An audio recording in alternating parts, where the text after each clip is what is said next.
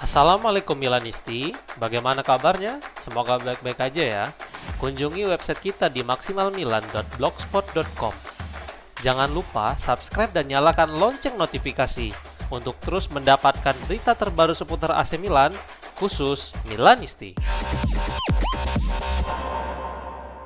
Gary Cardinale tidak akan hadir di San Siro untuk derby antara AC Milan dan Inter akhir pekan ini, tetapi tampaknya itu tidak mengejutkan. Quotidiano Sportivo melaporkan bahwa Cardinale bercita-cita menciptakan Berlusconi 2.0 dan dia juga sedang menunggu untuk meletakkan batu pertama Stadion San Siro yang baru demi meningkatkan pendapatan serta berinvestasi lebih banyak di sisi olahraga. Namun deklarasi orang Amerika itu terasa sedikit kontras karena dia telah absen selama lebih dari setahun dan terakhir kali dia menghadiri pertandingan rossoneri adalah pada 5 November 2024 di Santiago Bernabeu saat Milan menghajar Real Madrid 3-1 dalam lanjutan Liga Champions. Namun dia tidak pernah terlihat di Stadion San Siro sejak 26 Agustus tahun lalu. Cardinale juga jarang terlihat memberikan pendapatnya tentang Milan dan sekalinya berbicara, dia melakukan hal itu dari Amerika Serikat. Semua orang menyadari situasi rumit yang saat ini terjadi antara kepemilikan Red Bull yang masih berhutang kepada Elliott Management untuk mengakuisisi klub senilai 1,2 miliar euro. Sekarang mereka masih berhutang 489 juta euro sebagai biaya pokok yang akan jatuh tempo hingga Juli 2028. Derby Milan akhir pekan ini akan kurang berwarna karena kedua ultras tidak akan membentangkan koreografi seperti biasanya menurut sebuah laporan. Republika melaporkan bahwa Kurva North dan Kurva Sud akan menghadiri pertandingan akhir pekan ini, tetapi mereka tidak akan tampil seperti biasanya. Tidak ada ultras yang akan membentangkan koreografi apapun, tetapi mereka masih akan tetap bernyanyi dan mendukung tim seperti biasanya. Ultras Inter melakukan mogok untuk waktu yang lama meskipun mereka masih saja mendukung kemanapun tim pergi. Rossoneri juga mengalami perselisihan yang kurang lebih sama antara manajemen dan ultras, tetapi sekarang semuanya telah mereda dan keadaan terlihat mulai membaik. Namun sekarang Milan News dan Milan Press melaporkan bahwa para petinggi dari Kurva Sud telah mendapatkan email yang berisikan tentang spanduk Sodalizio Rossonero yang tidak lagi diizinkan untuk masuk ke dalam Stadion San Siro. Ini diyakini sebagai arahan dari kantor kejaksaan kota Milan dan tampaknya keputusan ini muncul dari bagian penyelidikan terkait kasus Doppia Curva yang mana telah menyebabkan banyak ketegangan serta berbagai masalah dalam beberapa bulan terakhir. Semoga hal ini tidak membuat hubungan antara klub dan ultras kembali menjadi buruk. Emerson Royal telah membalas penggemar AC Milan dengan mengatakan bahwa mereka menilai penampilannya terlalu cepat. Emerson memberikan wawancara kepada La Gazzetta dello Sport tentang waktunya di Milan serta saat ini bersama tim Brazil dan bahkan dia berkata jujur tentang penggemar Rossoneri. Berikut beberapa komentar mantan bek kanan Milan itu. Kapanpun ketika ada waktu, saya selalu menonton Serie A. Pertandingan Italia di sini sangat larut, tetapi saya tetap menonton Milan. Saya memiliki teman di sana, terutama Rafa Leao yang selalu saya ajak bicara. Saya ingin tahu bagaimana mereka melakukannya dan saya ingin mendukung mereka dari rumah. Saya tiba di Italia dengan perasaan sedikit aneh sejak awal. Sejak awal setiap kali saya mengatakan atau melakukan sesuatu, saya dibicarakan lebih banyak daripada Cristiano Ronaldo, tapi dengan cara yang negatif. Saya merasa seperti harus selalu melakukan 2 kali lipat lebih banyak untuk diterima dan kemudian masih saja tetap belum diterima. Saya akan mengatakan saya memahami penggemar Milan dengan sangat baik. Mereka membayar tiket, mereka menginginkan yang terbaik untuk tim, dan mereka mengharapkan setiap pemain untuk selalu tampil sebaik mungkin. Saya tidak membantah itu, saya benar-benar menghormati itu, tapi terkadang itu dibesar-besarkan karena saya adalah pemain Milan dan mendukung saya akan menjadi membantu Milan itu sendiri. Ketika seorang pemain membuat kesalahan, mereka membantunya bahkan sebelum segalanya menjadi sangat buruk dan tidak bisa 100% setiap hari. Ada pertandingan di mana semuanya berhasil dan yang lain tidak. Itu manusiawi dan itu adalah sesuatu yang harus diterima. Sebaliknya, saya sering merasa dikritik secara berlebihan, bahkan di saat-saat ketika saya bermain sangat baik di pertandingan penting. Ungkapnya.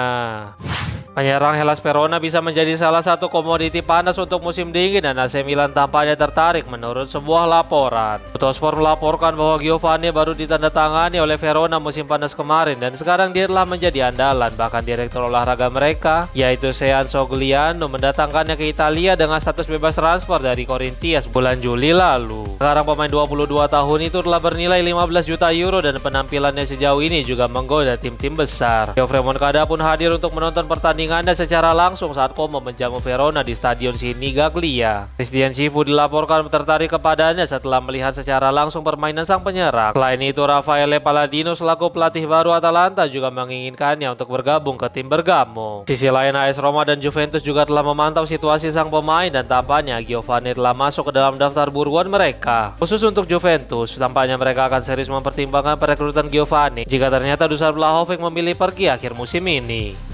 Meskipun lini tengah AC Milan telah lengkap, tetapi tampaknya klub tetap memantau situasi gelandang milik Udinese menurut sebuah laporan. Udinese Blog mengutip Corriere dello Sport yang melaporkan bahwa Arthur Atta sedang diincar oleh klub-klub papan atas. Gelandang asal Prancis itu didatangkan Udinese dari Metz seharga 8 juta euro di jendela musim panas lalu. Namun sekarang tampaknya Udinese akan meminta setidaknya 40 juta euro sebagai mahar jika ada klub yang berminat kepada jasanya pada musim panas mendatang. Atta telah menjadi pemain kunci di Udinese dan jelas mereka tidak akan mau pasang bintang dengan harga murah atau pada bulan Januari nanti. Gelandang Napoli telah lama memantau sang gelandang karena kualitas fisik, teknis, serbagunaan dan kecepatannya di atas lapangan.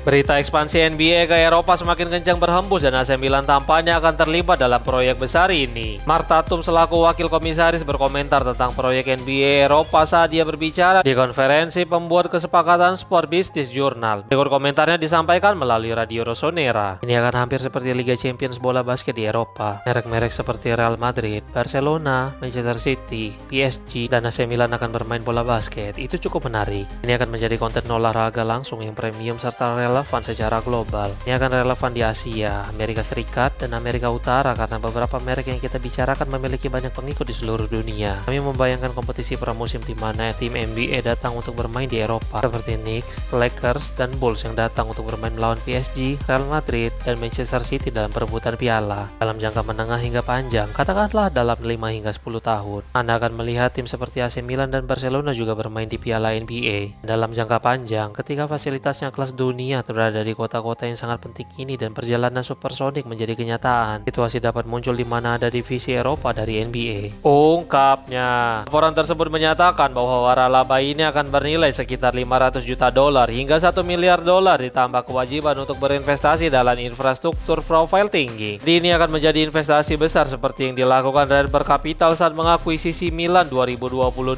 lalu seharga 1,2 miliar euro.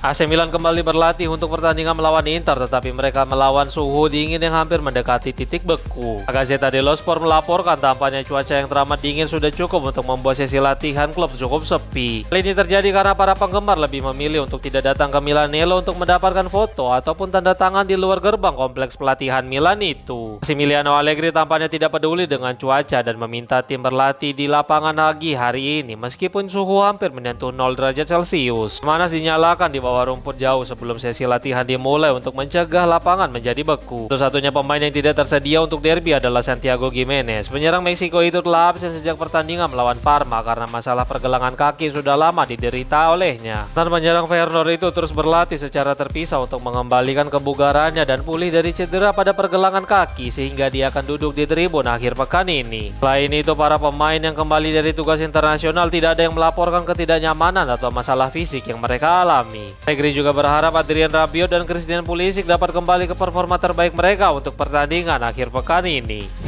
Dan Luca Rocci jelaskan alasan penunjukan wasit Simone Souza untuk derby della Madonnina akhir pekan ini. Souza menjadi wasit dalam derby Roma terakhir yang mempertemukan Lazio dan AS Roma pada bulan September lalu dan dia mengeluarkan 2 kartu merah pada laga panas tersebut. Faktanya, dia telah mengeluarkan total 9 kartu merah di semua kompetisi yang diadilinya sepanjang musim ini. Rocci pun angkat suara tentang penunjukan Souza sebagai wasit untuk pertandingan panas akhir pekan ini. Berikut komentarnya disampaikan melalui Milan Press. Saya memilihnya karena dia adalah wasit yang berkembang pesat. Dia mencapai level yang sangat baik dan juga secara teratur dipanggil ke Liga Champions. Dia adalah wasit yang memberi kami jaminan dan fakta bahwa dia berasal dari Milan yang tidak menjadi pertimbangan kami. Faktanya cukup tabu membahas tentang asal-usul wasit dan hal itu telah diatasi. Saya harus berterima kasih kepada klub yang tidak pernah membahas asal-usul tetapi hanya menginginkan wasit yang berkualitas. Ungkapnya.